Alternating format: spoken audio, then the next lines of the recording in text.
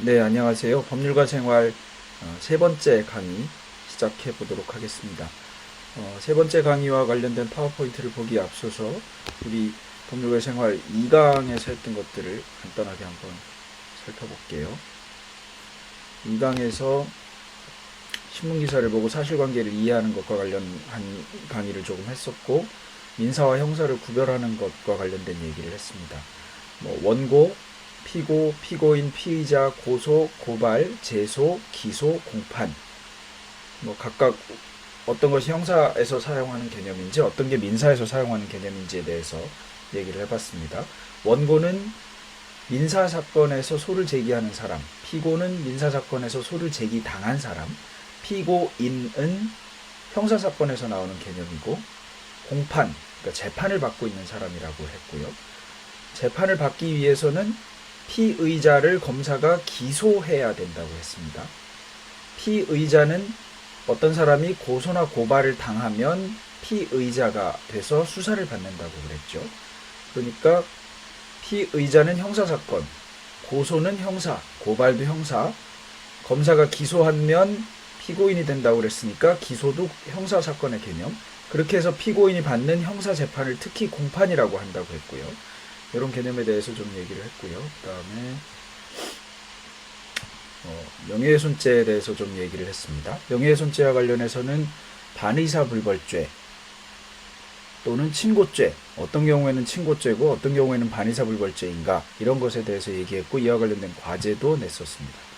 사이버 명예훼손죄에 대해서 얘기를 했고, 사이버 명예훼손죄는 정보통신망 이용 촉진 및 정보보호 등에 관한 법률에서 규정하고 있는데, 일반적인 명예훼손과 거의 요건이 흡사하다, 이런 얘기를 했습니다. 명예훼손에 관련된 사례를 검토하면서 피부클리닉에 갔다가 너무 피부클리닉 값이 비싸고 다른 싼 거에 있다는 걸 알게 된 피부클리닉 갔던 사람이 피부클리닉을 고발하는 또는 성토하는 블로그나 게시판을 만들어서 글을 올린 것이 명예훼손이 되는가 안 되는가에 관한 얘기를 좀 했고요. 그 다음에 기타 다른 얘기들을 좀 했습니다. 고소했을 때 합의금을 내고 사안을 종결한다든가 이런 얘기들을 했는데, 그렇게 할 수 있는 이유가 명예훼손은 반의사불벌죄, 의사에 반해서 처벌하지 않는 범죄이기 때문에 그렇다, 이런 얘기를 했습니다. 이런 것에 기초해서 오늘 이제 할 강의 내용을 다시 살펴보겠습니다. 자, 오늘은 드라마, 영화, 신문기사 속 법률의 두 번째에 해당하는 건데, 주로 역시 민사와 형사에 관한 구별에 관한 얘기, 그 다음에 지난 시간에 했던 소장을 내는 것, 민사죠. 소장을 내는 것은 이제 제소한다고 해서 소를 제기한다 이럴 때 소장을 내니까 소장이나 고소장에 대해서 좀 같이 알아보도록 하기로 했습니다. 명예훼손죄 처벌조항 이런 거 관련된 과제를 내라고 한번 얘기를 했고요. 자, 이걸 한번 좀 들어가 보겠습니다.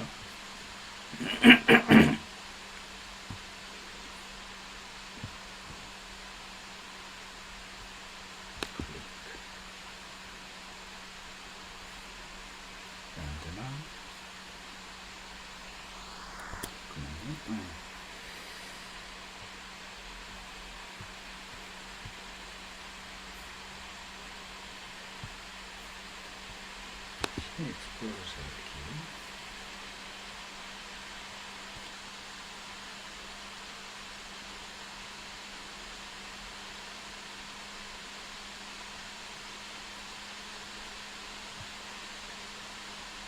자, 강의 교재에는 쓰지 않았는데 이번 주 금주 뉴스 게시판을 달군 가장 뜨거운 소식은 조주빈 박사였죠.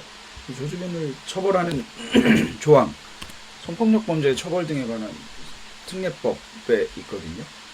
성폭력 범죄 처벌 등에 관한 특례법, 우리 법률을 어디 찾느냐고 하면 이 www.law.go.kr 또는 www.moleg Ministry of Legislation go.kr 이렇게 찾는 국가법령정보센터로 들어와서 이렇게 치면 이제 법이 나온다고 그랬죠. 조주빈은 이 중에 이제 성폭력 범죄를 범한 건데요. 성간함죄 중에 음행매개죄, 음화반포죄, 음화제조죄, 공연음란죄 이런 걸 처벌하거든요. 조주빈이 한 행위 중에 피해자들을 협박하거나 또는 뭐 미성년자들을 협박하거나 또는 뭐 협박을 했든 안 했든 뭐 알바비를 주겠다고 하면서 얼굴이 나오게 몸이 나오는 영상을 찍는다든가 해서 그 영상을 뿌리는 거, 이게 이제 음화 반포 등에 해당하거든요. 그래서 요 성폭력 범죄에 해당하는 범죄가 됩니다. 그 다음에 여기 보면 간음 또는 성매매와 성적 착취를 목적으로 간음, 추행 이런 것을 한 행위, 유인 매매 뭐 이런 행위를 한 것도 다 처벌하거든요. 그 다음에 혹시 몰래 촬영했다면 카메라 등을 이용한 촬영에 해당하기도 합니다. 그래서 이제 그런 조항들이 여기다 들어있는데요. 이 성폭력 범죄 처벌 등에 관한 특례법은 예전에 친고죄와 관련해서 강간죄가 예전에 대표적인 친고죄였다고 그랬잖아요. 강간죄를 친고죄가 아닌 것으로 만들면서 성폭력 범죄 처벌 등에 관한 특례법으로 오히려 더 무겁게 처벌하는 조항을 여기에 넣었습니다. 그 다음에 친족관계에 의한 강간 같은 것이 있거든요. 사촌 오빠 또는 뭐 오빠, 뭐 아버지, 뭐 이런 사람들에 의한 강간의 경우에는 더 무겁게 처벌하는 조항을 넣었고, 그 다음에 장애인에 대해서 강간이나 강제추행을 하는 경우에 무겁게 처벌하는 죄를 넣었고, 13세 미만 미성년자에 대해서도 무겁게 처벌하는데, 여기 보면 무기징역 또는 10년 이상의 징역에 처한다. 그래서 뭐 사형만 안 들어가 있을 뿐 굉장히 무거운 죄로 처벌하고 있죠. 이런 조항들이 이제 성폭력 범죄의 처벌 등에 관한 특례법, 흔히 성폭력 처벌법이라고 얘기하는데, 대체로 언론들에서는 성폭력 특별법이라고 얘기하고 있죠. 이 법에 대부분 규정되어 있습니다. 조주빈은 이 법에 의해서 처벌받게 될 가능성이 아주 높은데, 이 법에 이제 이런 조항이 있어요. 14조에 보면 이 조주빈 관련된 얘기일 수도 있고, 조주빈이 구체적으로 어떤 범죄 행위를 저질렀는가에 따라 다를 수는 있겠지만, 이런 것들이 있습니다. 14조, 아까 본 조문인데 14조를 발췌해 놨습니다. 14조에 보면 카메라 등을 이용한 촬영죄, 카메라나 그 밖에 이와 유사한 기능을 갖춘 기계장치를 이용하여 성적 욕망 또는 수치심을 유발할 수 있는 사람의 신체를 촬영 대상자의 의사에 반하여 촬영한 자는 얼마일까요? 5년 이하의 징역 또는 3천만 원 이하의 벌금. 높아 보이나요? 낮아 보이나요? 이제 지하철 같은 데서 몰래 촬영하는 행위, 또는 어딜까요? 지하철 신도림역, 교대역, 사당역 이런 데 사람 많잖아요. 거기 계단 같은 데 올라가면서 치마 밑을 촬영한다든가 허벅지나 다리 부분을 촬영한다든가 이제 이런 것들이 카메라 등을 이용한 촬영인데, 촬영하는 부위가 어디인가에 따라서 성적 욕망이나 수치심을 유발할 수 있다고 보면 이 죄로 처벌하고, 그렇지 않으면 처벌하지 않는다는 건데, 이게 논란이 많이 됐어요. 왜냐하면 판사들마다 예를 들면 지하철에 앉아서 앞에 앉아있는 여성의 가슴 부위를 계속 찍고 있는다든가 아니면 다리 쪽을 계속 찍고 있는데, 어떤 판사는 야, 그렇게 가슴이나 다리를 찍으면 그거는 성적 수치심을 유발할 수 있는 사람의 신체 아니냐, 이렇게 판단해서 유죄라고 인정한 판사가 있는 반면에, 그거보다 더 내밀한 곳을 찍어야지 그 정도 다리는 다 드러내놓고 다니고 이러고 있는데 그걸 찍었다고 성적 수치심을 유발할 수 있는, 성적 욕망이나 수치심을 유발할 수 있는 신체냐, 그건 아니라고 본다, 이렇게 해서 무죄 판결을 한 판사도 있었습니다. 그런데 글쎄요, 미니스커트를 입었으니까 다리를 촬영해도 된다, 이런 거는 아닐 것 같고, 미니스커트를 입고 지나간다 하더라도 거기를 많이 바라보는 행위나 이런 것은 그 사람으로 하여금 부끄러움을 일으킬 수 있는 행위니까, 글쎄 저는 그렇게 노골적으로 촬영하는 행위는, 특히 어떤 사람에 한해서 특히 촬영하는 행위는 카메라 등을 이용한 촬영으로 처벌해야 하는 것이 아닌가, 이런 생각을 하기는 하는데, 사람마다 다르다, 이건 다른 문제, 그냥 사람마다 가치관이 다르다, 이렇게만 판단할 수 있는 문제는 아니지 않을까, 이런 생각을 합니다. 그렇게 촬영한 물건이 있는데요. 그렇게 촬영한 촬영물이나 복제물을 반포 판매, 이런 게 어려운 표현이죠. 반포, 여기 반포고등학교에 있는 반포가 아니고 뭐를 배포하거나 이렇게 하는 게 반포입니다. 반포하거나 팔거나 빌려주거나 주거나 또는 공연 전시하거나 상영하는 행위, 이거는 처벌하는데요. 또 1항의 촬영이 촬영 당시에는 촬영 대상자의 의사에 반하지 않는 경우에도 사후에 그 촬영물이나 복제물을 의사에 반해서 반포 등을 하면 또 처벌하는 걸로 되어 있습니다. 이게 무슨 얘기인가? 이게 무슨 얘기인가? 이 조문을 보면 바로 알 수 있으세요? 알 수 있으신가요? 이게 무슨 얘기냐 하면 연인들 간에 대부분은 그런 일이 없지만 서로 사귀는 사이에 있을 때 뭐 서로 기록하자 이러면서 둘 사이에 내밀한 관계를 가지는 영상을 촬영하거나 이러는 경우가 있어요. 그냥 그렇게 촬영하는 행위는 처벌을 받을까요? 안 받을까요? 서로 동의하고 촬영하면? 동의하고 촬영하면 처벌하지 않아요. 요거에 해당하는데 여기 보면 그 영상은 성적 욕망이나 수치심을 유발할 수 있는 영상이거든요. 그런데 의사에 반해서 촬영한 경우에만 처벌합니다. 그러니까 동의해서 찍은 거는 문제가 안 돼요. 동의해서 찍었으니 돌려도 되느냐? 돌리는 게 뭐예요? 돌리는 게 여기서 얘기하는 반포, 판매, 임대, 제공, 공연, 전시, 상영이거든요. 카톡으로 보내는 것. 카톡으로 보내는 것이라는 게 여기 없는데 여기 어떤 거에 해당할까요? 카톡으로 보낸다면? 반포에 해당합니다. 이메일로 보내는 거. 뭔가요? 반포입니다. 이메일로 보내면서 돈을 받으면 판매가 되죠. 이런 식으로 됩니다. 그래서 이거에 해당하는데 동의받았으니까 그냥 해도 되는 거냐? 아니에요. 동의는 촬영에 대한 동의에 불과하거든요. 그래서 그거를 다른데 돌리거나 다른데 반포 등을 하려면 추가로 동의가 있어야 돼요. 근데 반포해도 돼 라고 추가로 동의할 사람은 없죠, 대체로는. 그래서 동의가 있지 않는 한 마찬가지로 5년 이하의 징역 또는 3천만 원 이하의 벌금에 처해요.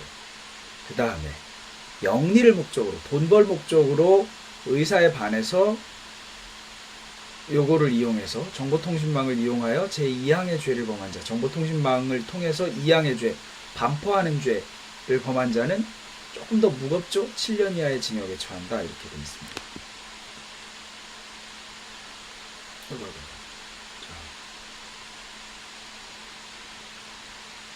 여기 들어가 보니 잘 안 될 테니까 이렇게 해서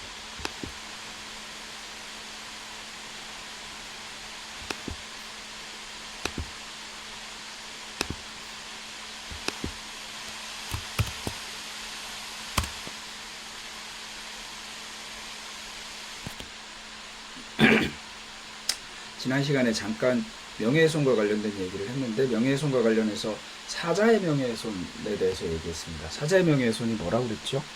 죽은 분에 대한 명예훼손이 사자, 죽은 자에 대한 명예훼손이거든요. 우리나라의 사자의 명예훼손 뭐 여러 가지 일이 있었지만 가장 아직까지도 큰 이슈가 되고 있는 거는 돌아가신 노무현 전 대통령에 대한 명예훼손이거든요. 무슨 일이 있었는지 혹시 기억날까요? 한번 열어볼게요. 부산지법 민사합의 6부는 고 노무현 전 대통령의 명예를 훼손했다며 아들 건호 씨가 부산대 최우원 교수를 상대로 낸 손해배상 소송에서 최 교수는 2,500만 원을 배상하라고 판결했습니다. 재판부는 원고가 명예와 인격권을 침해당해 상당한 정신적 고통을 입었으므로 손해를 배상할 의무가 있다고 밝혔습니다. 최 교수는 지난해 6월 학생들에게 노 전 대통령의 대선 당선이 조작된 증거를 찾고 만약 자신이 대법관이라면 이런 사기극에 대해 어떻게 판결문을 쓸 것인지 제출하라는 과제를 내는 등 사자의 명예를 훼손한 혐의로 기소돼 형사재판에서 유죄를 판결받기도 했습니다.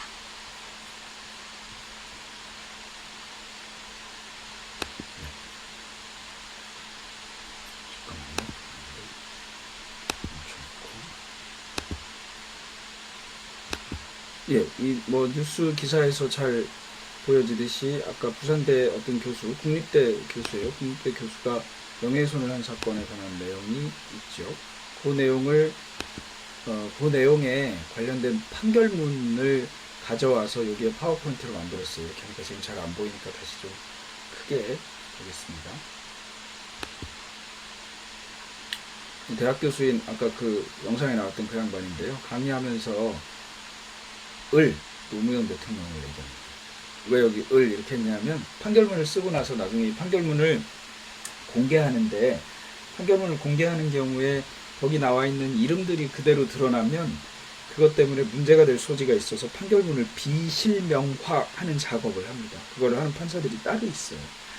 그래서 비실명화돼 있는 판결문을 내가 받아서 그거를 여기에 지금 넣은 건데요. 여기에 보면 대학 교수인 갑이 아까 그 땡땡 교수죠. 노무현 대통령은 대통령 선거에서 전자개표기를 조작한 사기극으로 부정당선되었다라는 취지의 발언을 하고 인터넷 사이트에도 유사한 내용의 게시물을 게재했습니다. 그래 을의 자녀 노무현 대통령의 자녀인 노건호 씨가 이 교수를 상대로 손해배상 등을 청구했는데 내용이 뭐냐 하면 이 갑이라고 하는 사람, 이 대학 교수는 허위의 사실을 적시해서 고인인 노무현 전 대통령의 사회적 평가와 유족, 아들인 병의 사회적 평가 내지 고인에 대한 명예감정이나 추모감정을 침해당하였다. 그래서 불법행위 책임이 성립하고 손해를 배상해야 된다. 이렇게 얘기했는데 우리 법원은 손해배상을 인정한 사례예요. 구체적으로 내용을 좀 더 들여다보면 원고는 대한민국 16대 대통령 노무현의 자녀고 피고는 부산 금정구 소재 부산대학교의 철학과 교수예요. 피고가 2015년 6월 초순경에 부산대학교 307호 강의실에서 수강생 적죠? 20명밖에 안 들었어요. 20명에게 과학 철학이라는 과목을 강의하면서 노무현은 전자개표기 사기극으로 당선된 가짜 대통령이다. 자네들이 이렇게 얘기했나 모르겠지만 자네들이 노무현 전자개표기 사기극 사건을 맡은 대법관이라면 어떻게 판결문을 쓸 것인지 리포트를 제출하라 이렇게 말했어요. 그리고 그 연구실에서 인터넷 사이트에 들어가 가지고는 여기에다가 부산대학교 학생들이 해결한다라는 제목으로 전자개표기 사기극 가짜 대통령 뭐 이런 얘기를 쭉 쓰고 노무현이 링에 올라오지 않았으니 부엉이 바위에서 아래로 내려가는 것은 정해진 이치였던 것입니다. 반역범 김대중 노무현과 함께 국민을 속이고 대통령직을 도둑질한 빨갱이 범죄 조직이 정치, 언론, 교육, 행정, 사회계 등 사회 분야 전부를 이렇게 막 썼네요. 이런 얘기를 썼어요. 그러고 나서 피고가 이것과 관련해서 부산지방법원에 고단, 이게 이제 형사사건 번호거든요. 부산지방법원에서 사자 명예훼손으로 기소되어 징역 2월에 집행유예 2년 형성을 선고받고 항소심 계속 중이다. 이때 당시에는 항소심 계속 중이었는데 항소심에서 조금 형이 깎였어요. 하여튼 이렇게 해서 이렇게 됐는데 자 그러면 일단 사자의 명예를 훼손했는가? 사자의 명예를 훼손했죠. 돌아가신 노무현 대통령이 빨갱이다. 부엉이 바위에서 어떻게 했다. 또 전자개표기 조작으로 사기극으로 당선됐다. 이런 취지의 얘기를 했잖아요. 근데 사자의 명예훼손은 구성 요건이 공연히 사실을 적시하여 명예훼손의 요건을 한번 따져볼까요? 명예훼손은 사자 명예훼손 따져보기 전에 명예훼손은 공연히 사실을 적시하여 타인의 명예를 훼손한 자를 처벌한다 이렇게 돼 있죠. 공연히는 공연성, 공공연히 이래서 전파 가능성이라고 그랬고 사람의 명예를 훼손하여가 있는데 그 앞에 사실을 적시하여가 있죠. 근데 명예훼손은 사실 적시와 허위 사실 적시를 모두 처벌하는데 사자의 명예훼손은 그거보다는 정도가 낮아서 어떤 사람이 한 일에 대해서 진실을 말한 경우에는 처벌하지 않아요. 그래서 사자의 명예훼손은 언제 처벌하냐면 허위 사실을 적시한 경우에만 처벌합니다. 허위 사실 적시. 노무현 대통령에 대해서 이런저런 얘기를 했어요. 노무현 대통령은 고등학교까지밖에 못 나오고 대통령이 당선된 사람이라 좀 무식한 사람이다. 자, 이거 명예훼손일까요? 아닐까요? 명예훼손이에요. 노무현 대통령이 살아있다면. 그런데 그러네. 무식한 사람이다 이랬으니까 그럼 그렇게 하지 말고 노무현 대통령은 고등학교밖에 못 나온 사람이다. 명예훼손일까요? 명예훼손일 수도 있지만 다 아는 사실이라 명예훼손이 아닐 수도 있기는 해요. 그런데 어찌됐건 돌아가신 분에 대해서 사실관계를 얘기해서는 그때부터는 명예훼손은 안 되거든요. 그런데 고등학교를 졸업했는데 중학교까지밖에 졸업하지 못했고 이러면서 허위 사실을 적시하면 그건 명예훼손이 된다는 거예요. 그러면 전자개표기 사기극 어쩌고 저쩌고 하는 것과 관련돼서는 그게 사실인지 허위의 사실인지를 먼저 따져야 돼요. 만약에 그게 사실이라고 하면 전자개표기를 조작해서 당선된 게 사실이라고 하면 사자의 명예훼손은 성립하지 않는 거예요. 사실을 적시한 경우이기 때문에. 그래서 이 부산대학교 교수는 자기는 그게 진실이라고 믿었다고 형사사건에서 주장했어요. 믿으면 그만이에요. 그걸 믿었다. 그게 사실이든 아니든 나는 그렇게 믿었으니까 그렇게 말한 건데 아닐 가능성이 높으면 그렇게 말하지 말아야 되는 거잖아요. 그래서 우리 형사사건은 나는 그게 진실이라고 믿었다는 이 부산대 철학과 교수의 말을 받아들이지 않았어요. 그래서 어, 명예훼손죄를 유죄로 인정했죠. 그럼 명예훼손죄로 유죄 인정받아서 나 이렇게 징역형 얼마 이렇게 해서 처벌받았는데 뭐 왜 돈까지 내라고 그래 민사로. 이게 이런 얘기를 할 수 있어요. 이게 민사와 형사를 구별하는 주요 이유 중에 하나인데, 민사적으로 책임을 지는 거하고 형사적으로 책임을 지는 건 완전히 별개 문제예요. 어떤 사람을 때렸어요. 때려서 때리면 뭐죠? 폭행 또는 상해, 폭행치상 이런 걸로 처벌받아요. 무기를 들고 때리면 이제 더 무거운 죄로 처벌받고. 그런데 그렇게 해서 처벌받았어요. A가 지나가는 B를 주먹질을 꽝꽝꽝 해가지고 B가 코피도 나고 눈도 찢어지고 이렇게 해서 병원에 가서 300만 원 치료비를 내고 치료도 했어요. 그래서 B가 A를 형사고소했더니 경찰이 얘는 폭행치상 이래가지고 좀 많이 찢어지고 많이 다쳤으니까 당신 징역 1년에 집행유예 2년 이렇게 해서 처벌을 받았어요. 그러면 나중에 B가 나 치료비 300만 원 들었는데 A가 치료비를 안 줍니다 이러고 A한테 가서 치료비 주시오 이랬더니 A가 무슨 소리요? 나는 당신이 형사고소하는 통에 전과가 생기는 전과자가 됐소. 그러니 나는 이미 충분히 책임을 졌으니 나에게 돈 달라거나 이런 소리는 하지도 마시오. 이미 책임진 사람에게 두 번이나 책임을 지라고 하는 것은 이중처벌이고, 이중처벌은 금지되는 행위이니 그렇게 하면 안 되는 것 아니겠소. 이렇게 얘기했어요. 어때요? 논리적으로 말이 되나요? 논리적으로 말이 전혀 안 되는 엉뚱한 소린 거예요. 그럴듯한지도 않은 거예요. 그럴듯하다고 생각될 수도 있겠지만 많은 사람들이 이게 그럴듯하다고 생각해요. 그렇지만 민사 책임은 민사 책임이고 형사 책임은 형사 책임이에요. 민사적으로는 300만 원이 됐든 500만 원이 됐든 갚아야 돼요. 자기가 처벌을 1년을 살았든 2년을 살았든. 근데 이런 사람들이 이제 돈이 없죠. 그러니까 실제로 돈을 받아낼 수 있는가의 문제는 별개의 문제지만 처벌하기가 쉽지 않을 수는 있어요. 자. 국립대학교 교수 강제추행 사건인데 조금 시간이 된 사안인데 이 사안을 좀 볼게요.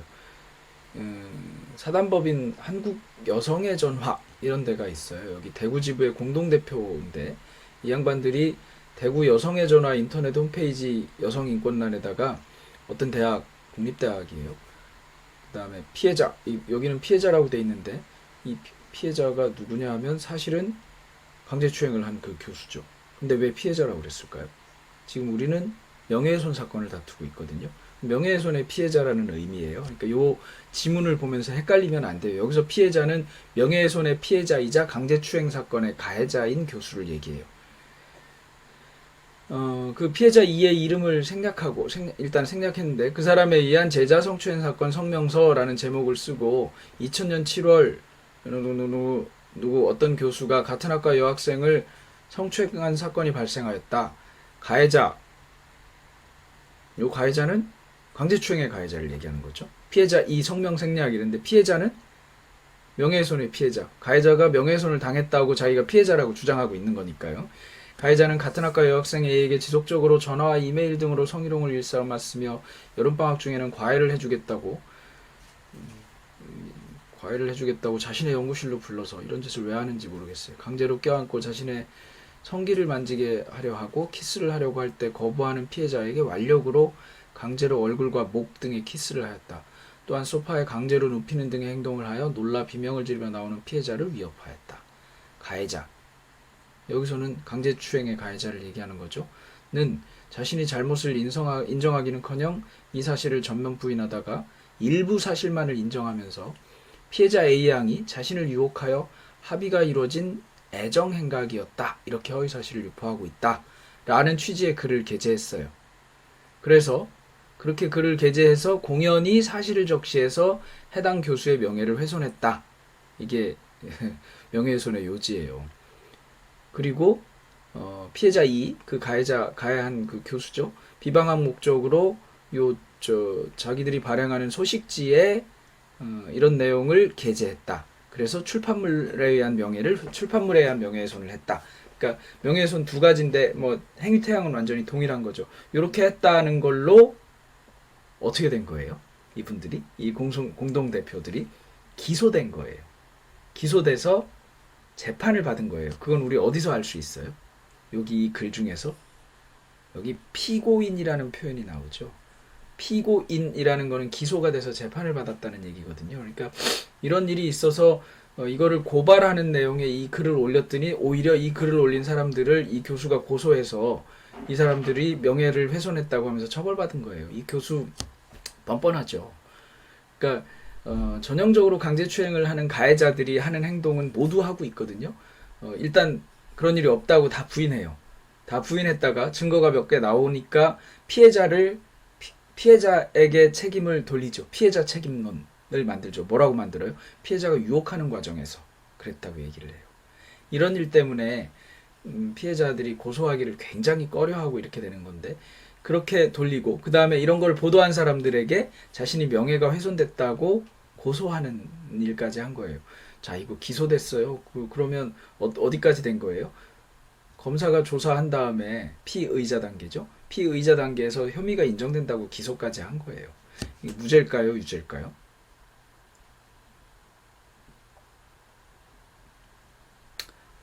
무죄가 나야 될 사안인데 끝까지 봅시다. 피고인들은 피해자가 가해자예요. 여기서 얘기하는 그 교수예요. 강제추행 사건에 관하여 특별한 조사 같은 걸 함이 없이 추행을 당한 사람의 일방적인 진술만을 기초로 해서 게재했다. 그 다음에 당시 피해자 이 교수예요. 계속 이 사람은 강제추행 혐의 사실을 일부 부인하고 있었음에도 뭐 지속적으로 성희롱을 일삼았다 뭐 이런 식으로 써서 확정된 듯한 단정적인 표현을 썼다. 또 다른 대부분의 언론에서는 실명을 거론하지 않았는데 피고인들은 그 신문과 실명을 그대로 명시했다. 인터넷 홈페이지에 글을 게시하면 여러 사람이 볼 수 있고 상당히 장기간에 게재되어 있었다. 범죄자에 대한 신상 공개는 청소년의 성보호에 관한 법률 등 개별해서 인정하고 있는데 피고인들이 이렇게 공개하는 게 공공의 이익을 위한 것이라고 볼 수는 없다. 라고 해서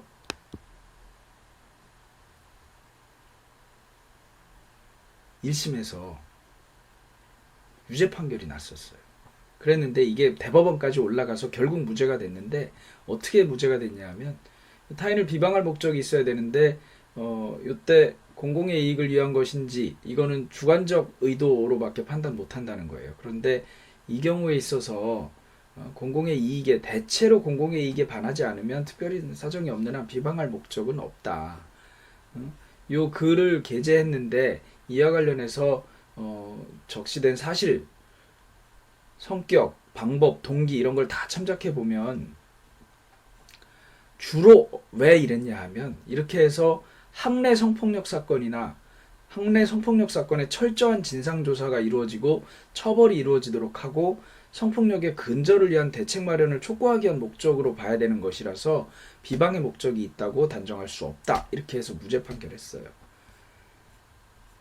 지금 여러분들 돌이켜서 이 판결의 내용을 들어보면 이 사단법인 여성의 전화에서 아직 검사가 조사해서 기소하기 전 수사만 하고 있는 단계에 이 사람이 이렇게 했다라고 알린 게 2005년에는 2006년, 2003, 4년에는 명예훼손이 될 정도라고 판단을 했던 거예요. 시간이 2005년이면 얼마 안 된 것 같지만 꽤 됐네요.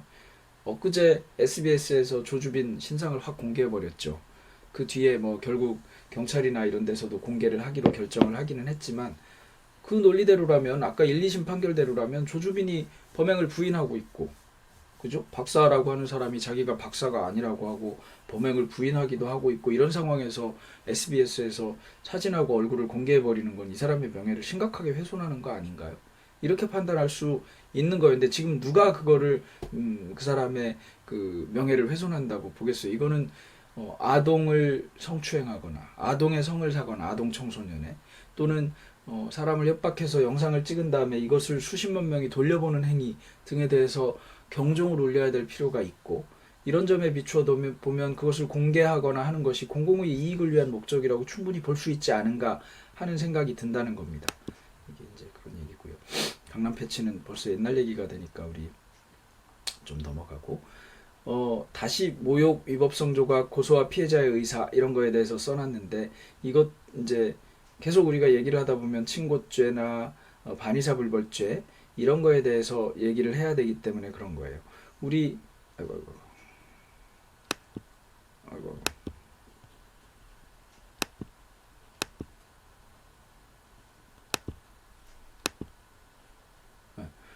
명예훼손죄와 조금 다른 모욕죄라고 하고 있는 게 있는데, 모욕죄 조문은 이렇게 돼 있거든요. 311조에 있고, 310조의 위법성 조각 사유는 아까 307조 1항의 행위, 307조 1항이 뭘까요? 명예훼손죄 중에 1항은 사실적시에 의한 명예훼손이거든요. 진실을 적시하는 행위가 그게 공공의 이익에 관한 때는 처벌하지 않는다, 이런 얘기를 했고, 이때 공공의 이익에 관해서 지난번에 병원 얘기를 하면서 어떠한지에 대해서 좀 얘기를 했죠. 모욕죄는 고소가 있어야 공소를 제기할 수 있는 죄예요. 308조가 뭘까요? 308조와 311조가 고소가 있어야 공소를 제기할 수 있다고 그랬죠. 이게 친고죄죠.